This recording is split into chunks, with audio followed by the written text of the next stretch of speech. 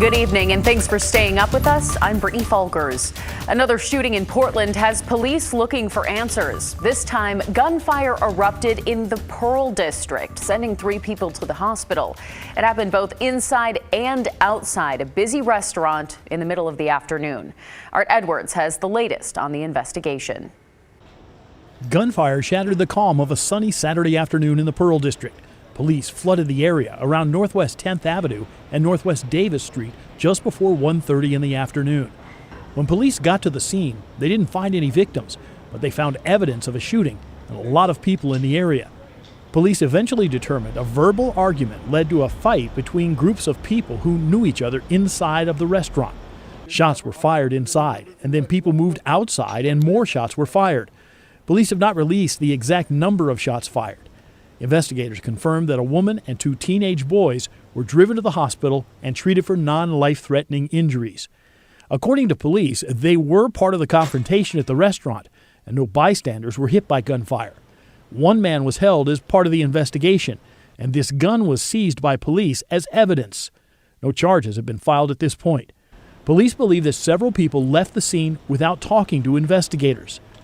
Employees at the nearby Deschutes Brewery say their restaurant was not involved in the shooting, but they heard the gunshots and they rushed everyone on their patio inside for safety. Gun violence has skyrocketed around the country, including here in Portland. According to statistics from the Portland Police Bureau, officers have responded to more than 700 shootings in 2021 through the month of July. That's more than 300 more than in the same time period a year ago. Injuries connected to those shootings are also way up. Art Edwards, KGW News. Franklin High School will be making some changes next week after shots were fired following Friday's football game. School officials say they do not believe anyone was harmed, but they want to make sure students feel secure and supported this week. So they'll be adding more campus security, create a safe space for students to talk about their concerns, provide support to any student who asks for it, and add more personnel to support staff and administrators. Students who may know something about what happened last night are encouraged to talk with a trusted adult or use the Safe Oregon Tip hotline. This Labor Day weekend, a reminder about the dangers of driving under the influence. A Washington County Sheriff's deputy was hit by an alleged drunk driver overnight. It happened this morning just before 3 when 2 deputies were investigating a DUI. The Sheriff's Department says that when they were putting the suspect in the back seat of a patrol car, a truck crashed into the back of the car.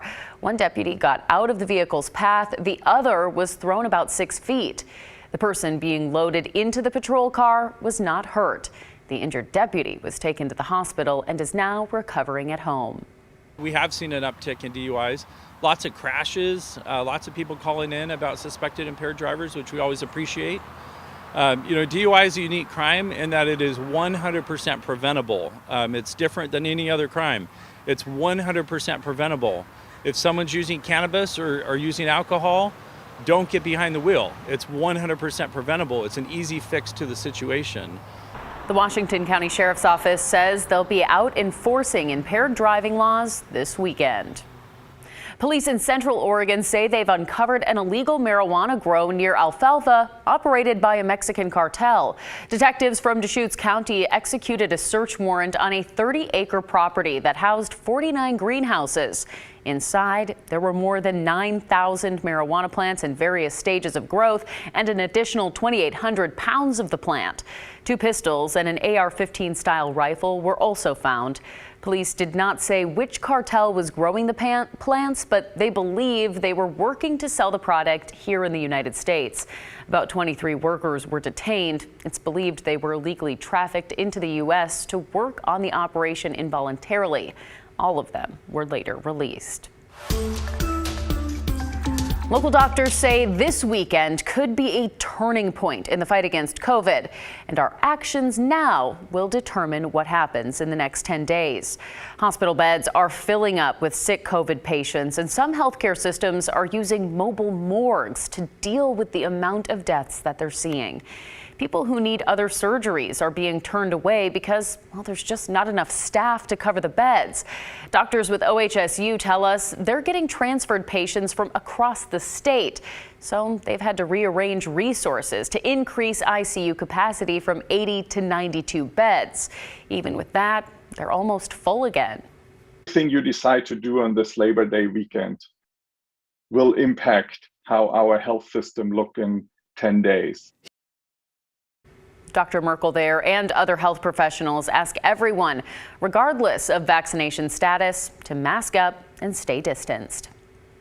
A popular Portland event for bird watchers won't happen this year because of concern over rising COVID cases. The Portland Audubon's Swift Watch has been canceled. The organization says Chapman Elementary grounds are closed to all visitors. There will not be resources to deal with parking, crowd management, garbage cleanup, and other logistics that make for a successful bird watch. The Audubon also says the event is just too large to ensure social distancing. They thank the community for prioritizing safety and skipping the Swifts this year. Well, it was a big day for college football fans. For the first time in 22 months, the University of Oregon allowed the public to attend a game in person. Today, fans were required to show proof of vaccination or a negative COVID test to enter Autzen Stadium. A lot of the people we talked to say they weren't fazed by these new restrictions. Many welcomed them. Because I have health issues, and as much as I love the Ducks, I would hate to have to come here and worry about my health issues. So this policy, I hope it works out and that there's nobody here spreading any COVIDs. Go get your vaccine and come here in 2 weeks. A pair of fans we talked with came up from California for their very first Ducks game experience at Autzen. They say they were just happy to see the team play live and in person.